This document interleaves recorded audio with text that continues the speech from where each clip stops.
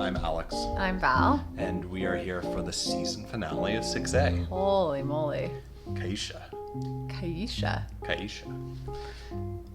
It's a great episode. They have their like all-stars working on it. Terrence Winter, David Chase, Matthew Weiner, directed by Alan Taylor. And it's an interesting end to a season. I feel like a lot happens. There's a lot that just kind of occurs to characters. There's a lot that happens in this episode. A lot of time passes in the episode. I'm going to venture to say maybe the most time we ever have passed in a Sopranos episode. Yeah. So, I'm trying to think of like the second longest like time frame. And I'm not talking about like between season time jumps, but like within one episode.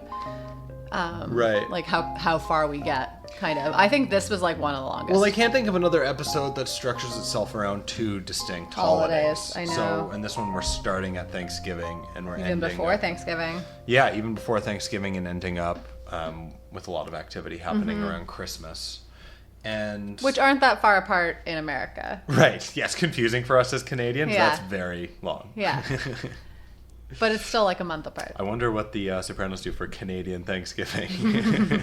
It's Columbus Day. Yeah. We know what they do. Oh, yeah, that's true. They got into it. Yeah. You know, drink some Molson Canadian and make some pancakes, maple syrup. Yeah. Yeah. Those are not things that you do on Canadian Thanksgiving, by the way. Get into fights with Native Americans over Columbus. Right. Over Christopher Columbus. Exactly.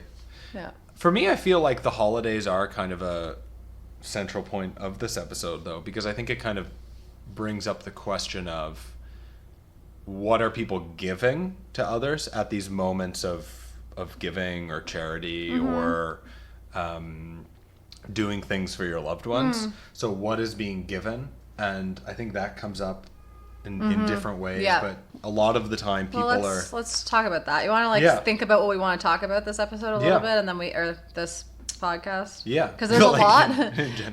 There's a lot, but I can't talk forever. So like, what do we want to focus on for this episode? I think that's a big part of it. Giving and what that looks like for people, like you said. Yeah. No. So I mean, I think that's kind of like one of the themes that kind of extends throughout the episode and is kind of raised in this episode that applies to maybe even the series on the whole. And I think that the benefit of these late episodes that we're now in, they kind of like ruminate on these characters and who they've become over the course of 6 entire seasons. So I'm kind of left with the question of what do people have, and in terms of their relationships, and who are people. And I think that we know enough about people now to know that most of the time when people are giving something, they're getting something in return. It's not so much about other characters.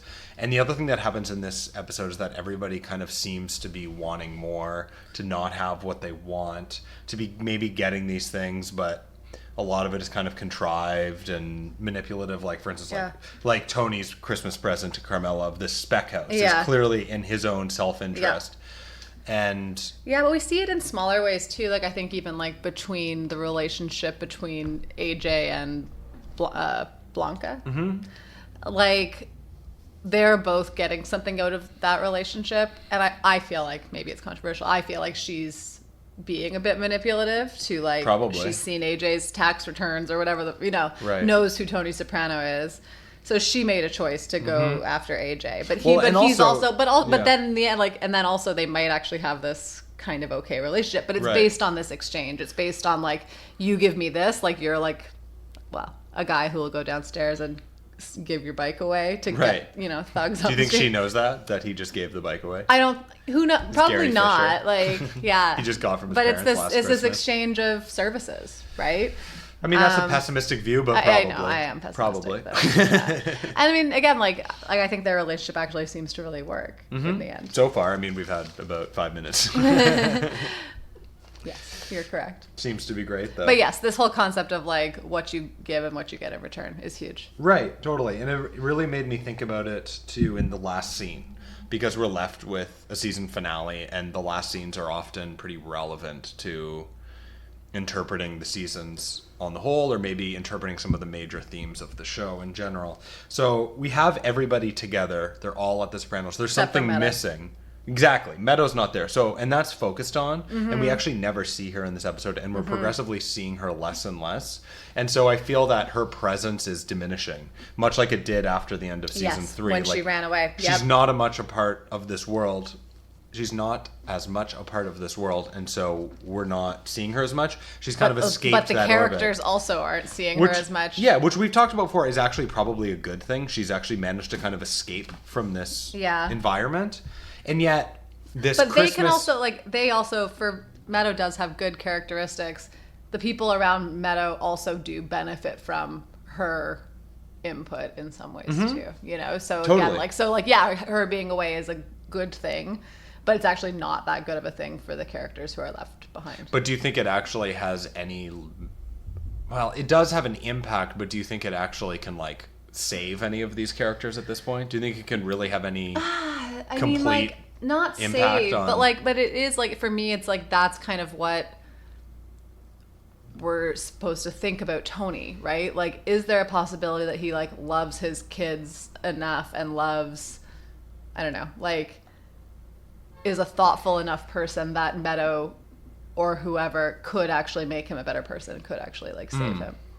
Again, it's one of the, it's one of the big questions, again, who can Tony Soprano change? It's one of those questions too. And they kind of want you to play with that, I think. Well, would this be enough for Tony to not do the shitty things he does, right? Is the coma enough for him to change his ways and be better? Is saving this relationship gonna push him to be a better person, right? And so we keep coming to that line to see oh, maybe this is where he'll turn around or whatever. Maybe he'll become a patio furniture salesman, and but that's not just not an option. I mean, that's clearly not an option for Tony, right? And I think we see that here with with the whole Phil Leotardo thing. We could talk about that later. Yeah, the thing that I'm left with that last scene is we've actually kind of examined in this show the importance of those moments with family. The end of season 1 is the Soprano family all together at Vesuvio's, finding this space. And there's season 3 also at Vesuvio's with Junior singing. Yeah. And there's something, that one maybe it's different in terms of my interpretation of it. But I think that those moments, because it's explicitly talked about in the show and it will be talked about in the series finale, those moments of importance of that's what you have. Yes. And that lesson that Tony passes on, those are the good moments. Yes. Those are what matters. There's something about this last scene being one of those, albeit a little bit off because Meadow's not there. The thing that happens, but Meadow's also not there. She runs out in season 3. And is she there at the end of 6B? I'm not sure. Seems it. Well, we'll get there. But you know what I mean? I think it's meaningful. Right. And we're not going to talk about the end of 6B, but it's meaningful that she's also not there in this What I get, though, from this episode in particular is that this whole episode is dealing with the issues that these characters have, mostly with other characters in that room. How they don't have what they want, how they're in these complicated situations, how there's resentment towards other people there, how they have incomplete lives. And yet there's this moment that we're left with that, for me, is kind of stripped of its intimacy and its kind of closeness as a result of that. So it's fake. It's it's fake. It's very fake. And for me, perhaps that is a good moment, but it's not that meaningful. On camera, it looks like it's a good moment, right? And it is it's also the writers in this scene too. They do make us seems oh wow, Tony and Meadow's relationship seems really great. They have this kind of meaningful conversation, and oh, Carmela is grateful for her beautiful home or whatever. They kind of lead you to, I don't know, be oh wow, everything seems great. But then you have these little moments where Carmela and Tony, say that stuff about Blanca as soon as they walk out. Rican. Yeah, and then you're oh right. Things are not these are not happy, good people. None of these people are happy, good people. Right. Well, Carmela's definitely stuck in this episode looking for more, and there is this focus near the beginning of the episode where she's talking to Tony, and Tony says, aren't you happy? Don't you have what you want? You've raised 2 beautiful children. Yeah, you have a beautiful home. A and husband clearly, who loves you. She's just come out of Cold Stone contemplating a lot of these existential questions. And is at a point in her life where she isn't sure what the purpose is. She isn't sure if she has what she wants. And in this episode, even though we don't focus on it that much, she clearly must be dealing with those questions. Yeah. And being a homemaker and being a parent in your head probably isn't enough for her at that moment. And yet in the end, it's never really dealt with, and that's kind of all we have. And we have this kind of family moment, but it's a little empty. Yeah, and she's totally forgotten about trying to find Adriana. Right. Because of the spec house, which was a manipulation. Which was this great Christmas present that she got from Tony. But it also shows kind of like how easily swayed she is. Right. Right? Like all of a sudden she's, manipulated out, like she's able to be manipulated out of someone who she ostensibly loves and cares about disappeared, right? You shouldn't be able to like knock that out of someone. But Tony knows he can. And Carmela falls for it, right? Okay. That leads me to another interesting idea about Tony, and that is his ability to manipulate. And when he goes to see Phil, I was really asking myself the question on this viewing, is he strictly manipulating Phil through his knowledge of what it's like to be in that position? And I think that's a very valid reading of that. Yeah, but I also think it's an amazing scene because it makes you see that maybe it is, maybe it isn't. Yeah, because for me, at the end of the season, we have the conclusion of this season where Tony went to this other place, contemplated death, contemplated how every day is a gift in life, and starts off really wanting to change everything. And in the end, I don't know if this is my reading, but I think this is kind of how I believe he's responding, because there's so much evidence in the past from his therapy sessions, basically weaponizing the psychological advice that he gets against other people, just learning how people work, learning from his own mistakes, learning from his own experiences, how to take that out on other people when he recognizes those kind of moments and those opportunities. But well, he starts to spew kind of everything that I think like Melfi wishes that he would say, and a lot of it does come from what she said to him, right? Like the way in which he manipulates Phil is definitely like he knows how to put that on. He knows how to like totally. And I could we be optimistic and be like maybe that is like a lesson that Tony's learned, and maybe he is using it for manipulation, but like maybe that is actually a lesson that he's learned. But then you're kind of like, I don't know. I don't think he's capable. No, that's the thing. And I think he's capable of such a large manipulation like that to make someone believe that. And we're in an episode right now where he's actually kind of backtracked on Juliana, where he's so upset, and he's basically like taking credit for not acting on something, which how do you? Well, maybe we'll have to talk about. Yeah, we'll get there. But I mean, I don't have faith that Tony has changed, and I think that's an investigation of this season, is where he has to date his greatest opportunity to change, and I feel like he hasn't. And there's even other manipulations in that moment where Phil is crying, like has tears. And there's also the fact that Phil commented on Johnny Sack about crying at his daughter's wedding and how he was disgusted by it. So for me, there's even an element of Tony kind of knowing Phil's reaction to that and kind of weaponizing that. So kind of finding these kind of like psychological kind of like markers of a person, and then kind of turning it on using them. Yes. Oh, absolutely. That's the thing why it's like, I don't know. Maybe on other viewings I've left feeling like less pessimistic about it, but I think like for me that's why on this viewing I think that's his growth. For me, like I think that if you look at Tony's growth, like we're waiting for him to grow as a character and maybe change his life, and yet it's, for me, what happens at the end of this season is maybe that he just kind of doubles down. He's even more committed to his lifestyle, and he's just better at recognizing the weaknesses in others around him and taking advantage of them. But I think I think that's where kind of like the Juliana emphasis of this episode comes in too, though, because that's something he can't get. And I think that's also part of this like kind of escalation of Tony too in this episode, like kind of coming to this understanding, or like kind of you said, like accepting, like just kind of like accepting more that he's living the life he's going to lead. Because I think like that's a huge turning point for Tony in this episode too. Juliana recognizing when Christopher tells him. Interesting. You think that's a turning point from him? I do. Okay. I do. And I think like we've seen, so you know, we've seen on a number of occasions. I think I was saying this to you during the episode. Like, I wish I had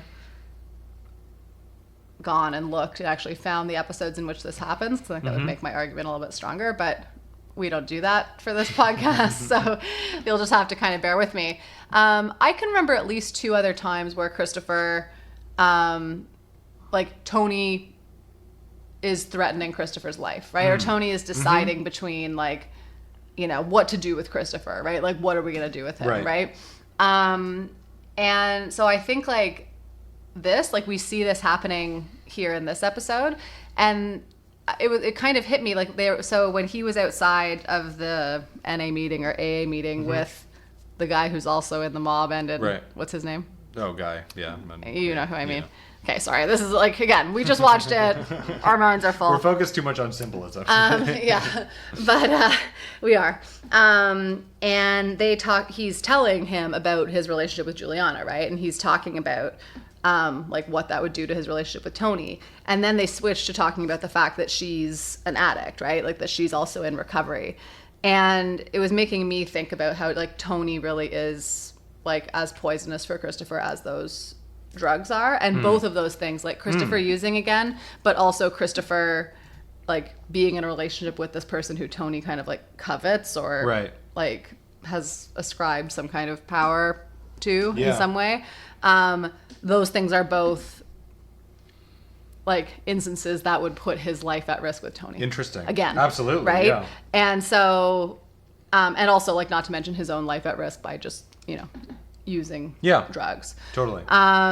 So I think, like, for me, that really does something drastic because Tony's always been this, like, family guy, right? And because we have this emphasis on family bonds, right? This, like, closeness of family or whatever.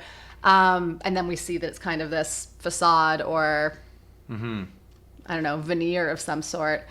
For me, that's really meaningful in terms of, like, the turn between Tony and Christopher's relationship too, because that's the one thing that's kind of kept Tony from doing really bad things in the past is like some kind of family bond. We see that's been broken down kind of with Vito being killed, you know, in the last episode. Interesting. That it's no longer, and even Chris says it in this episode, like, he's talking about nobody living by the code anymore. Right. And interestingly, too, like, at the end of a season going into 6B, Meadow is left. Carmela has been kind of placated. Christopher is now, like, hobbled by heroin. So who really challenges Tony anymore? Yeah. All the people who were maybe there who have challenged him in the past are not. Yeah. So that kind of sets up a dynamic going into the last season. Yeah. I think there's also just this fascinating power dynamic surrounding Christopher, Tony, and Juliana. And there's a lot going on there. I mean, Christopher and Juliana. She is an amazingly written character. She's great. And she's an amazing actor, obviously. And she's clearly invested in this power dynamic struggle loves between it. all of them. She loves it. She's also a sex addict. Like, she's also a kind of, like, a thrill addict, right? And we've seen that before with, like, Gloria, right? Like, the women that Tony, even though she, on the surface, she's very different from other women that Tony has been with. Right. Like, she's maybe smarter. She has a real job. Right. She is very removed from, well, maybe not so far removed, actually. She's dealing some pretty shady real estate, but you know, like, she's removed from this world with Tony. But I guess not. You know, I take that back. Like, she hasn't been here that long. When she's talking to her sponsor is like, I've been in Jersey. I know these people. Yeah. So, you know, maybe she doesn't know. Maybe she doesn't know. I don't know. But she's clearly been around the block. But she's, you know, and then we kind of see how actually she is part of that world. Like, again, like, when we find out that she's an addict and we find out that she's, like, playing, you know, like, getting her kicks out of kind of, like, manipulating two people against each other. Yeah, and there's a lot of instances of her caring, like, even the sexual dynamics between her and Christopher in those early scenes, like, who's in charge is very relevant. It's very important. And Juliana is invested in the relationship between Christopher and Tony, whether or not it's a secret. Yeah. And the fascinating thing is that as the episode progresses, that starts to matter less and less. Like, later on in a later scene, their relationship has been stripped of that sexual aspect. We have Juliana kind of falling off the couch, throwing up. We think she's, like, gonna give him a blowjob, but really she's just, like, sleeping on his lap. Right, and then she just kind of leaves. Yeah. When Christopher is actually working out whether he should be telling Tony, Juliana just kind of leaves and throws up. So the power dynamic changes again because now there's also this element of drugs, of heroin, and how that actually has power over both of them, and how that actually changes the dynamic between them and Tony as well, because that's going to lead to Tony finding out about things because they're out of control. Yeah. Yeah, no, absolutely. I also like how they have it with that relationship, that they have her kind of like actually being thoughtful and helpful in some ways about his film, like engaging Christopher on some of these things that he is passionate about. And like we, you know, she's just like such an interesting character. I just like really like thinking about her as a character, but I think like she really does care about Christopher. I think there's also a part of it that she's using to get close to Tony and to like have this kind of like thrill-based existence. I mean, but again, I'm a pessimist, so I can also see a way where she really doesn't care about I think there's definitely an opportunity for a good relationship for both of them there, and that's what's kind of established, and then it goes wrong. Yes, that's kind of what I'm trying to say. Yeah, like there's a potential for them to be strengthening for each other, and that way that Christopher talks about it with his sponsor about how it can go either way, and there's two philosophies of either it enables or two are better than one. It's almost like there's potential for both of those to be true. Wait, is that guy his sponsor? Yeah, I think so. But he's also in the mob? Like they're I think in the he's just mob like kind of like loosely connected. Yeah, he's just like kind of like in the world. Yeah, that's my understanding. All right, okay. Yeah. Interesting. Yeah, he'll like come by Bada Bing and stuff, but yeah, he's like a kind of fringe character. Okay. Yeah. I've never really understood or looked into him before. Anyway, that's my understanding. Tell us if you think I'm wrong. Also, we can't even fucking think of his name, so it's fine. It doesn't matter. It does We're matter. over it. I used to be so invested in all these details, and now I just care about like but I want you guys to snow know. and moving tree branches. That is all you care about, really. Yeah. At its core. Yeah. Stuff like that. That's what I'm into. Colors. Oh yeah, colors. Juliana, a lot of red. She wears this very red dress when she's with Tony. When Chris is at her house, she has a painting on the wall, just red. Oh, wow. Yeah, it's interesting. And there's like kind of, for me, like this like passion element, like just like this firiness that can't be kind of tamed. But that was interesting, actually, how that shows up pretty prominently. There you in go. the beginning. See? Colors. Colors. Thanks for reminding me. I would have forgot. I probably wouldn't have said that. You're welcome. I knew you'd have something. But yeah, like it's just, anyways. I don't know where we're going with this. Yeah,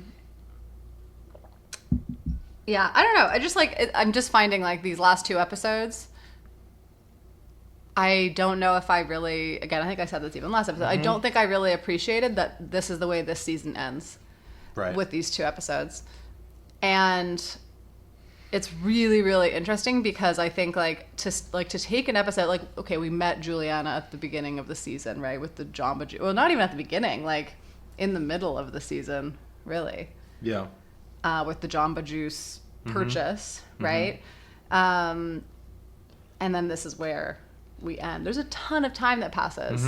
But her screen time is like very minimal until this episode where she's in, you know, a great proportion of the scenes. Yeah. It's also, I mean, like, you know, we're talking a lot about Tony's character and kind of like what this means for him. Like, we also do see some similar, I don't know how to say it, like outcome predictions for Christopher. We see him, you know, we've seen him kind of go back and forth between, you know, using and being clean and you know, really focusing on his writing and his film to, like, you know, doing a lot of the murders. We see him like vacillate back and forth a lot, and there's something about this episode, like with him cheating on Kelly, on Kelly, who's apparently pregnant, but like they did not try to make her look pregnant at all. Didn't try. Especially with the amount of time that passes and the amount of time that's passed since she told him that she was pregnant. It's very confusing. She didn't look pregnant at all. Right. I don't know. That's all I can say about that. You know, especially in contrast with this episode and a little bit last episode of us like talking about Adriana and hearing about Adriana, and even like Kelly brings it up, like, I'm not Adriana. Yeah. everything's going to be fine. Yeah. Kind of thing. I love how, too, like, she's another example of a character who, as they're not as front and center on the minds of the characters that we're most invested in, they kind of disappear from the show. Our minds it's like either. Meadow. Yeah. Yep. We just don't really spend any time with these characters. In fact, I think the only time we see Kelly really is basically when she calls and she just wants to talk and Christopher just can't really deal with it. Yes. And there's kind of this awkward moment. No, I know. But it's also like, I don't know, for Christopher, just like this, like, we had in this season, again, I forget what episode, we had that flashback to when he tells Tony about Adriana, right? And so we really know what a profound impact that has had on him. Yeah. And so again, like when we look at like Christopher making choices and thinking about how that's going to impact his relationship with Tony, he knows that. Right. Like he's making that choice pretty actively at this point, right? Like, because it's on kind of these two fronts. It's on the Juliana front and the drug front, right? And so it's kind of like he's like, you know what? Like, this is what I'm doing. I'm going to have sex with this woman who I know my boss has a relationship with. Like, I don't know. He's really, you know, like Tony really fucked him. Yeah. No, absolutely. Anyways. Well, I mean, I think, and he talks about this oath, and he talks about unfulfilled. Like, he talks about how he has a hard time dealing with the concept of a higher power because nobody lives it no more. This oath that he's subscribed to. That was his higher power. That was his higher power, and nobody lives it, which actually ties directly into the second episode of the whole series, where that's basically being talked about actively in the opening of the episode, where they're talking about like this oath, like nobody takes it seriously anymore. Yes. It's going back to like ideas presented in the very beginning of the show. Sure. But yeah, like that power dynamic I think is really relevant. Like it's a way for him to kind of get back at Tony and have some power over him. Like he's in a different position too, where he's not completely subservient to Tony. Like now he's not a driver anymore. No. We were talking about that in the last episode, like Tony's with Perry now. Yeah. Like, Christopher is in a strong position of power. He has confronted Tony. He has questioned him.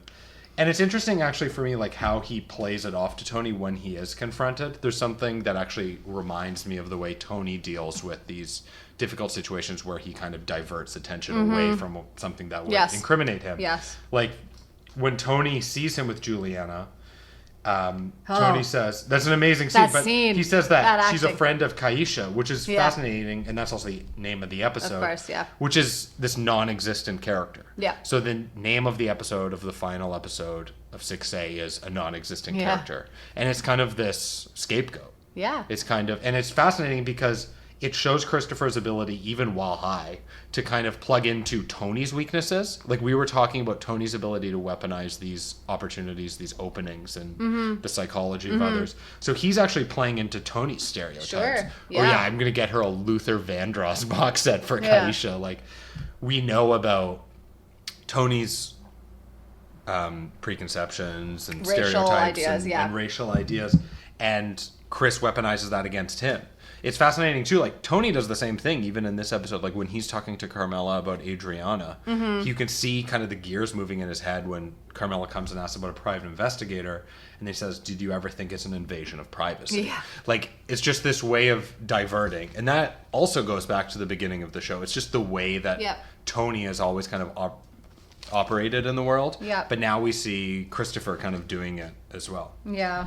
And I think it's part of the reason probably why he would make that conscious decision to be with Juliana, because it obviously is dangerous for himself. Yes. Well, and it's interesting also how he conceptualizes this whole thing, right? So like when he's in his session with Melfi, he says like, you know, that this is some kind of reward, right? Like, so like all this shit that's going wrong for him. Yeah. Like he's like, is this the reward I get for not betraying his wife, like for not fucking Juliana that time? Like he sees that, like he sees what he did in that scenario as this like thing that's worthy of good things happening. Praise. Like you know what I mean? Medal. Like give me like here's a medal for not having sex with the real estate agent. Like congratulations. You know, I know that's hard for you, but you know, congrats. Here's a medal. But I don't know. So for him, it was nothing that he did, right? For him, it's like because that's impossible, right? That Right. this could be what happens because of that. So it has to be because of all other people's shit. Right. He could never take ownership about how he like made her feel, or again, like whatever, right? Right. Like, or his, how he's implicated with the stuff going on in New York, right? And people, like Johnny Sack getting arrested and whatever, right? He never has to take ownership for that. So. Totally. What about Melfi's idea the conversation that they have about how he's constantly drawn to women who are this dark complexion, smell of money. Yeah. What do you think the reason for that is? Yeah.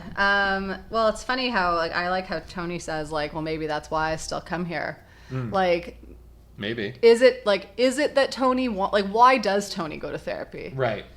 Like, it's always been kind of like one of those questions like why, like, that's a pretty out choice for someone like that, right? We see that because of how it's treated in that, So, like, why does Tony do it? Why doesn't he just let himself be his fucking bad self? Right. Right. Embrace it, Tony. Right. Why are you going to therapy? And so I think interesting idea. Let's examine that in 6B.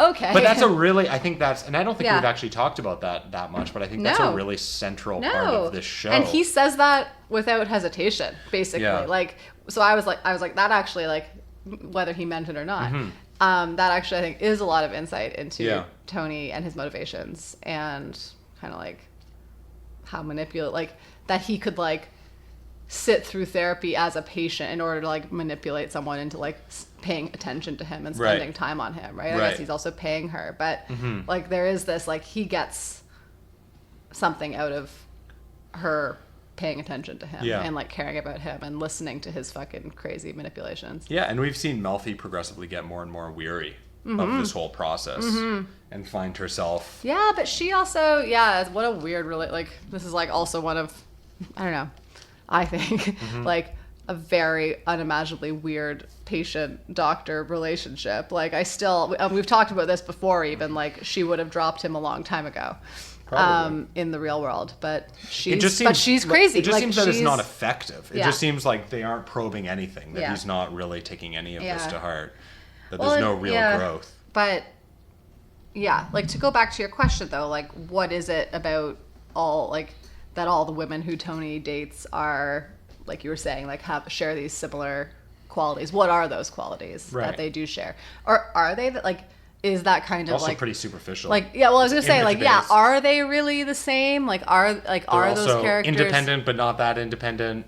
Yeah. They're also like financially independent but not that financially independent, that they're still kind of reliant Except on for him. like Irina, she was kind of reliant. But that's the very beginning. No, I know. Yeah. But she counts. Yeah, we haven't seen her in a long time. Yeah, but Irina matters. Don't tell me that Irina doesn't matter. But it's, almost everybody since then has kind of fit a type. I think she fit that also. Okay. In some ways. In some ways. Yeah. Well, I think that's the thing I'm saying is like, there's like some ways in which we can kind of see the overlap and like how, like, we can see how it makes Tony react. Like that's kind of more the similarity is like the way in which Tony responds and reacts to them. How about this though too? And I'm just having kind of like a moment with it. All of those women, another commonality that they have is that they're psychologically very kind of unsound. Yeah. And that those are inevitably the people who probably would accept Tony's advances and would end up with Tony. You have to be fucked up, and we see it the most clearly with Juliana. Right. And Tony wouldn't recognize that. But with Juliana, she's messed up, but she actually in many ways rejects Tony. She actually does. Yes. She does invite it. I guess Tony is the one who shuts it down. But in this episode, she has another opportunity and she does shut it down, as you would expect, because Tony's been brutally awful. Yeah, but also she's able to play it then. I think she likes that Tony won. Right. And like that's why like she like kind of gets mad at Christopher when Christopher's saying like sorry, I'm like speaking, I'm just have too many thoughts in my head. When she's like, it's exciting. They're making out. No, it is exciting. Like she's making out with Christopher and he says something about Tony, like Tony has it all or something like that. And she's like, not everything or something really weird. Like, you're like, ugh. You're like, okay, like that's like, but that's part of her like game, I think also. Right. Her like psychological game. Totally. She's fucking creepy. Yeah. She's... Wow. Mm-hmm. I've always liked that part. I always liked that storyline, but I've always kind of looked at it more like the impact on Chris, the impact on Tony. I haven't really like considered her that much as more than kind of like a tool for those storylines, and that's not giving it enough credit at all. David Chase is too good for that. He doesn't do that. Right. No, absolutely. Yeah. Anyways, I love I love where the season leaves us. Like, I love that that's the choice for this last episode. It's like a film. It's not even like... Is it longer? Is it a longer episode? I think it's 60 minutes or something. Really? Like hour, okay. Yeah. I mean, they're all around there. That's... If it's 60 minutes, that's a little bit longer than... Yeah. And also average, a lot happens. Like, the New York drama happens. Yeah, it's like a film. This entire, like... plot occurs with Juliana and Chris that we weren't even exposed to before. Oh, we have that scene, like the Vertigo music and the like Bernard the two. If anyone knows the name of this film technique, I don't. But when the two, like the scene of Chris and Juliana like cooking their drug, superimposed, like. I don't know, but there must be a name for that film technique. I think it was like, it's just like a fade into another where you see basically like... But it's like a very long fade. Like they're overlapping for the whole time. Exactly. Yeah. Anyways, you guys know the scene I'm talking about, which is in the movie theater. And it's very, like, that's very much like an act change or something like that. Like, it's very film-like as an episode. Yeah. We even have a lot of black and white film being seen in the episode too, right? Like, we have the Christmas Carol. Right? Yeah. And some other movies that I don't know. And Vertigo, We've come to a decision we don't read anymore before we do these, so that it's all us. If you've stuck it out to 6A with us, then...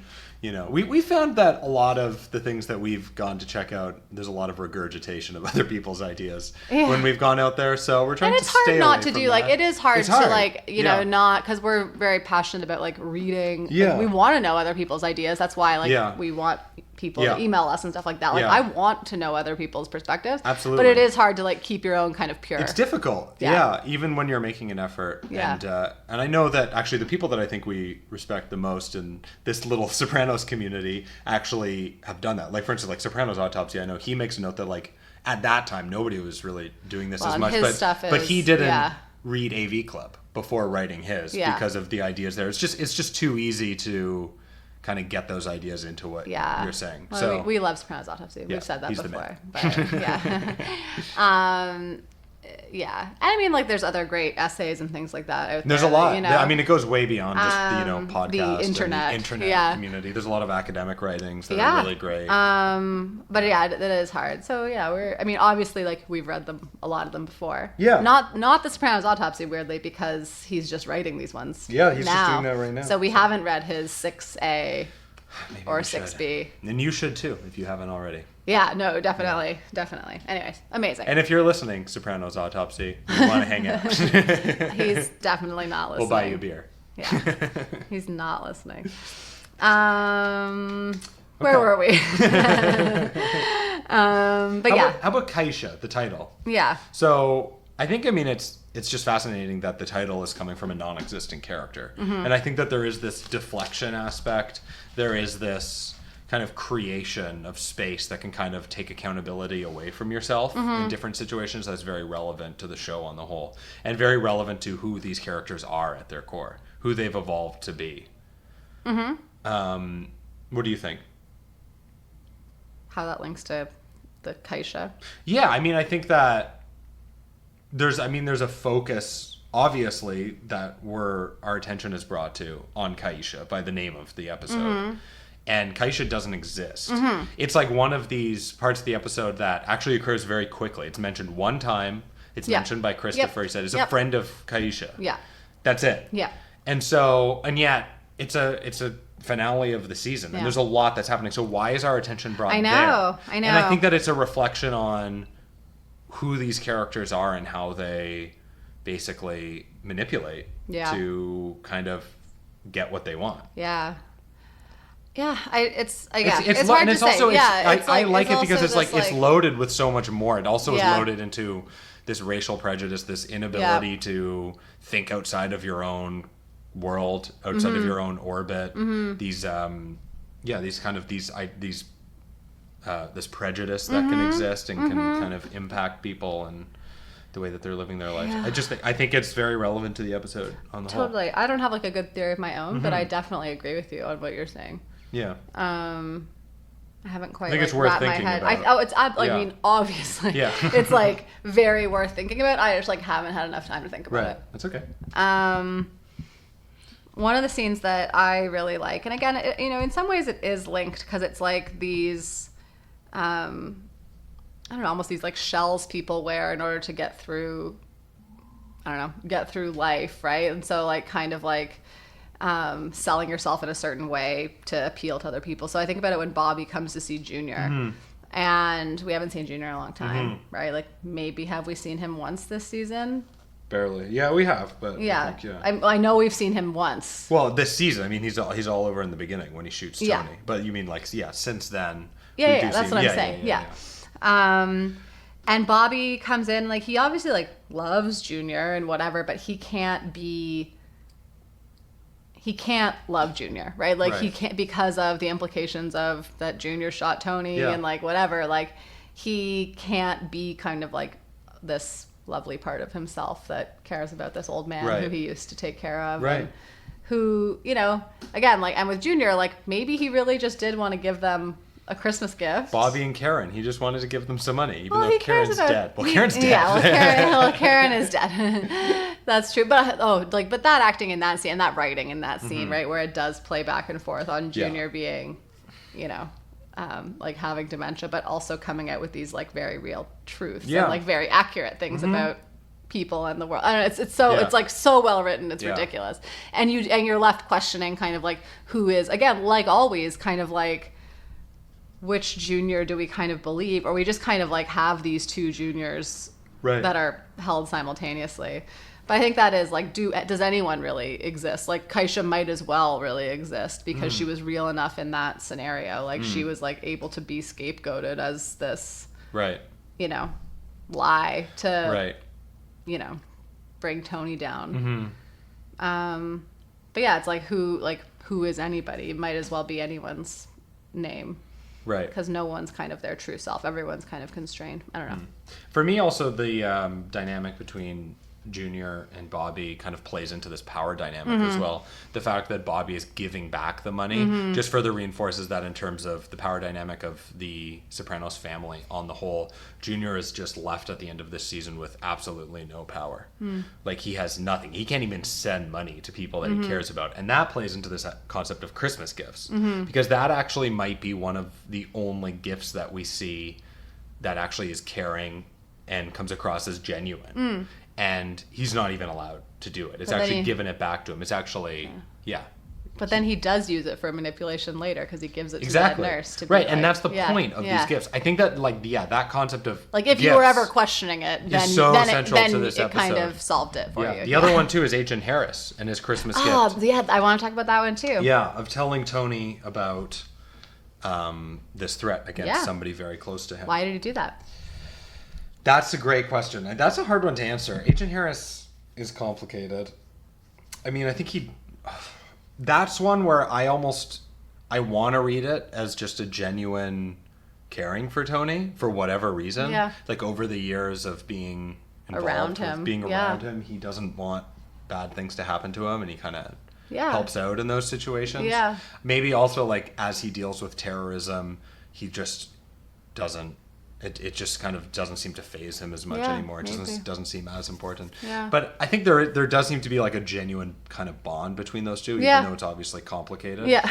But I'm sure there's a pessimistic reading of that one as well. I know. I'm trying to think of what it could be. Like, again, like even thinking forward into 6B. Like, I mean, I'm sure he doesn't want someone to be murdered by the mob. No, I mean, I feel like that's a very human response, right? Yeah. Like we expect people to not be human. No, but we expect an FBI agent who has worked around a person for X number of years to not care about them as people. Right. We expect people to kind of be callous in those situations. Yeah. And just like let someone die. Right. And we've seen FBI agents in this show be very callous, like towards Adriana, for example. Totally. Right? and usurious and manipulative. Yeah. So it is like, so I don't know, but there's always been there's something different about Agent Harris than the other agents. Yeah, he also. always kind of comes across that So way. I think that is kind of just like, again, on, you know, that actually might be, like, at least in my read of it, the one gift that's not manipulative. Yeah. Because I can't really, like, I'm sure there's theories on it, but at least just from my reading Well, of they it. probably don't want. They also know that if that happens, that violence is going to escalate between the two families, It's true. and that's Yeah, not that's something for that sure. is in anybody's. Nobody wants that. Yeah. Although, would he be able to know actually that by telling Tony that would minimize violence? He wouldn't have been able to predict that he would go to Phil Leotardo and be able to calm things down Phil through Leotardo, manipulation. yeah. You know, by telling him it might make things worse. So that actually, I don't know if that's Yeah, fair but to give him Tony wouldn't have done that at all, right? Like, I think it kind of, like, would have gotten worse. Like, at least Tony, I don't know. At least Tony was acting. How would Agent I don't Harris know. really be able to I don't predict know. how Tony would respond? I don't to know. that? Yeah, that's a good question. But Yeah. anyways, I do think that's like, I like Agent Harris. Yeah, everybody does. He's great. Again, I'll say, I always talk about this. If I wish that YouTuber would come back who did characters' full story arcs, because you can watch Agent Harris's. I It's probably too bad. haven't I'm seen- glad you caught that while it was still there. But I should have illegally downloaded them. or We've been something. doing this for a long time now. I saw like our notification of when we started. It's going to be a year soon.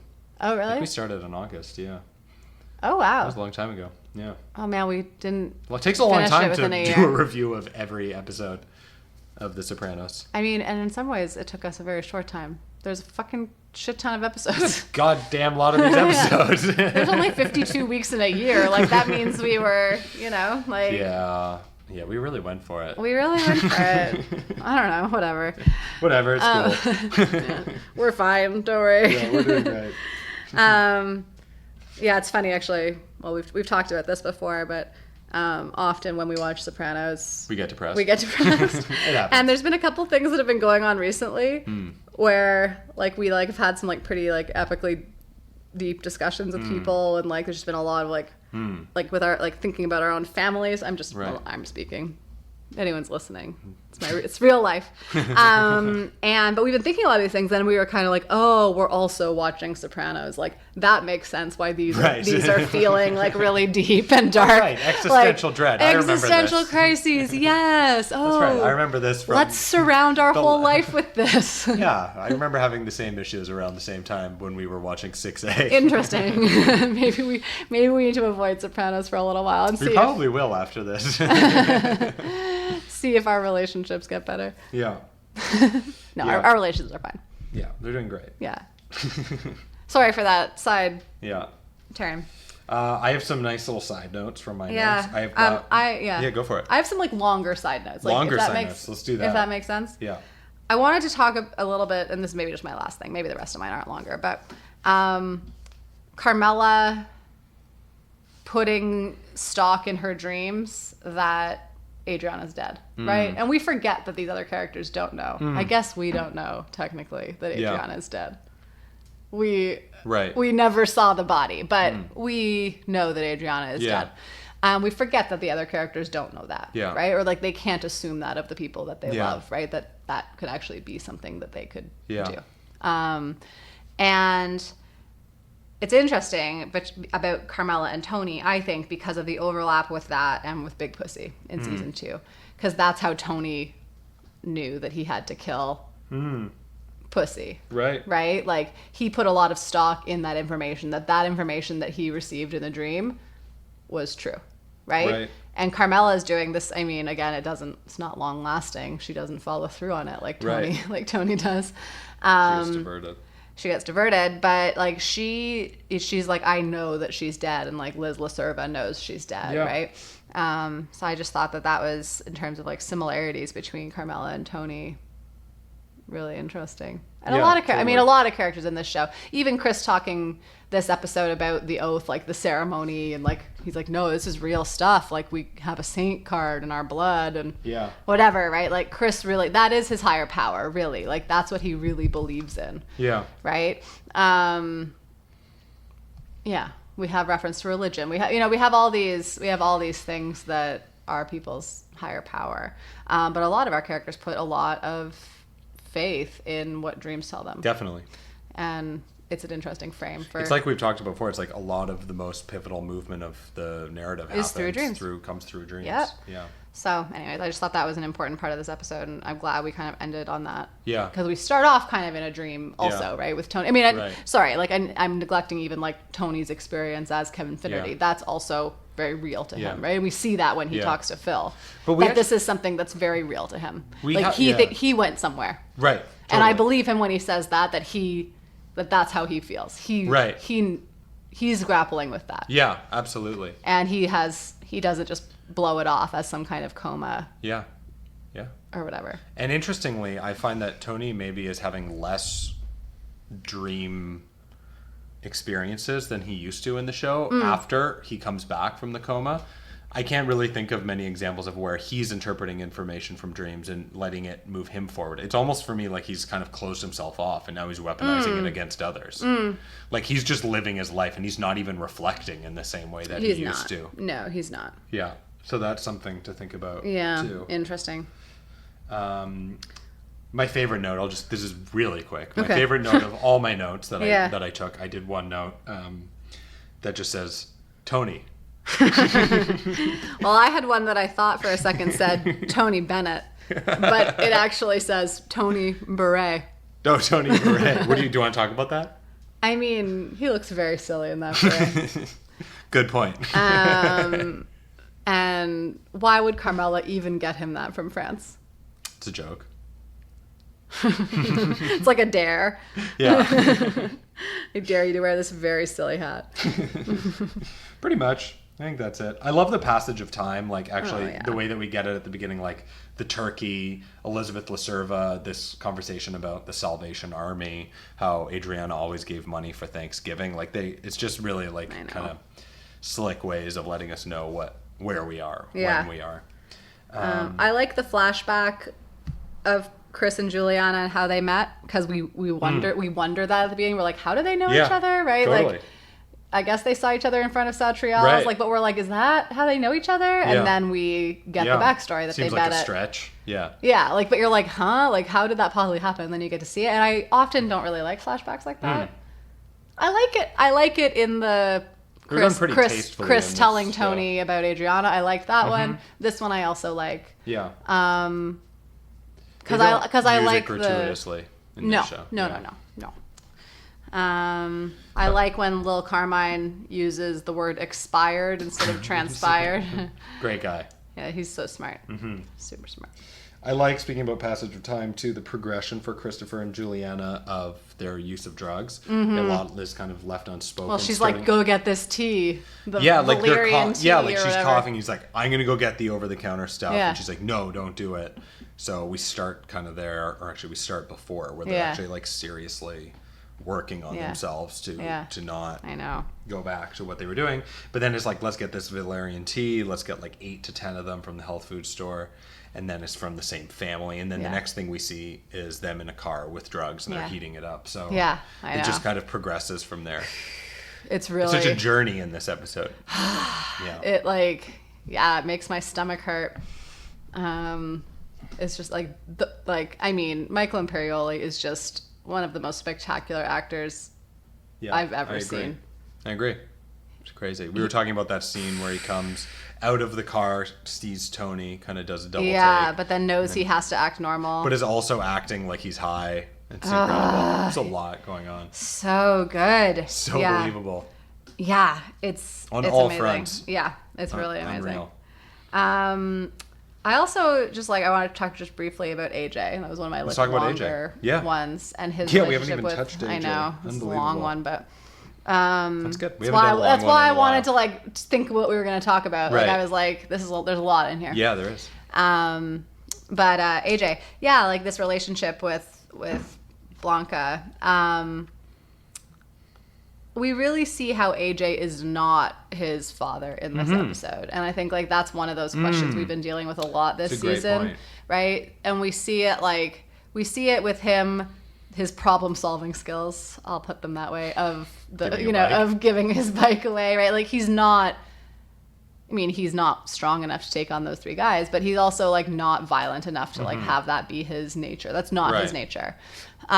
We see it when Blanca has the necklace on at Christmas time, and Polly's like, "That's a nice bagatelle," or whatever.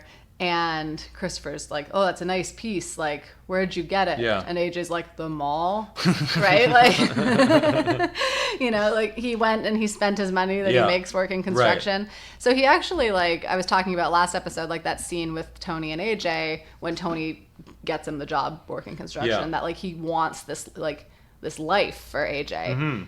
And it's not like, it's a simple life, but it's not the life that Tony has. It's like, you know, like he's not ever going to be as rich as Tony or as whatever. Like, but Tony kind of wants that for him, like being a patio salesman, right? Like that's what he would have liked in his life. Yeah. And we actually see, I think, like he's actually like really good with this woman's kid, and like, you know, like I'm not saying what happens in this in this story, but like you kind of have this like, oh, like maybe AJ, you know, he's not racist like his mom and dad. Right. Like that's the other thing too. Like they seem to be like, they should be happy with how AJ is doing. And well, yet exactly. They're already getting diverted by these, they like, wanted racial for him, and then stereotypes. exactly. Yeah, that's the thing that's really fascinating about it. Like, it's so easy for them to fall off course, even though AJ does actually seem to be one of the only characters who's doing better at the end of the season. Yeah, I know. Who's actually maybe potentially had some growth. Yeah. Because think about where he was earlier in the season, like buying bottles of Cristal and like he's kind of like settled into a life, like knife fights at Blockbuster. Stealing stuff from Blockbuster. Yeah, and she probably would be a good influence on him. Yeah. Yeah. And she gets stuff out of it too, you know, like I said before, manipulation. But anyways, I just thought that was like a really interesting place to leave us with AJ as well. And like really, again, like I said, like pointing out those ways in which he's different. Absolutely, yeah. No, and I think it's important to think about him in this episode. I think it's important to think about Meadow too, even though she's not here. Yeah. And just thinking about, well, we're going to come back and do our 6A overview, so we won't get too much into the overarching themes of the season, because we'll do that. It's going to be so hard. This season took us so long to do. It's going to be hard to remember back to the first part of the season. We're going to be fine. You're going to be fine. Oh.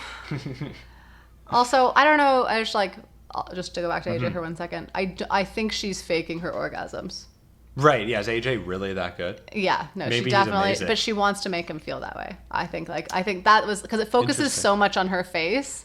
And I think like that's a manipulation. It's just American TV. It's sexy.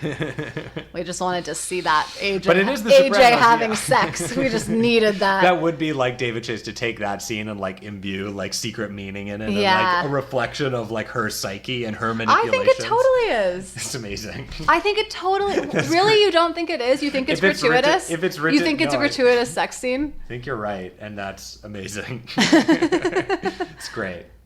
Yeah, you just couldn't focus on it. You just thought it was so sexy. So sexy. You couldn't focus on the deeper meaning. I've been waiting for AJ. Yeah, I know. I know you have. Yeah. That's interesting though, because like there's also like another level to that of just kind of like messing with the kind of like standard scene like that we have in American TV, and how it is meaningless. TD.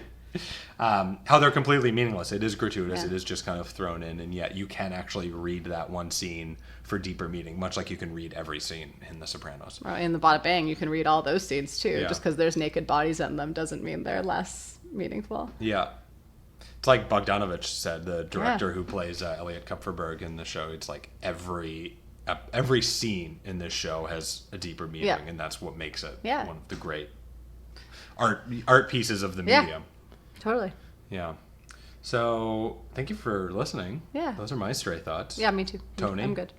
Tony. I'm glad I got that one out there. Tony Bennett. Tony. What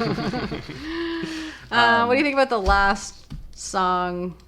How it ends with the last song there? Oh, you know what even was it? I didn't even write it down. We don't know. I thought you would know. Anyways, all right. Well, that's okay then. We're good. Was it Tony Bennett? I don't think so, but that would be very... Oh, right, no, it's Tony Beret. Tony Beret. Anyway, okay, we gotta end this one. I was so overwhelmed with all the things that were happening in this. I know. In this We were episode jotting that, notes down frantically just jotting at the end. notes frantically. That it's like just trying to keep track of everything that's happening In on the another- surface and under yeah. the surface. In another Yeah. 9 episodes, we'll be able to watch TV like normal people again. Or we'll just not watch TV anymore. I feel like that's more likely. think we're done, I think yeah. we might be done. We'll Yeah. watch other things. This might be it. Yeah. I don't know. We might just sell Maybe our not. TV. Jesus. I like lot. doing things intensely. By the way, for those of you who don't know me, understatement. like that's an understatement. Yeah, like make a podcast about The Sopranos. It's great. Yeah, in a year. Yeah. So thanks for listening. Tune in for our 6A Recap. overview. Yeah, we'll be back soon. Bye.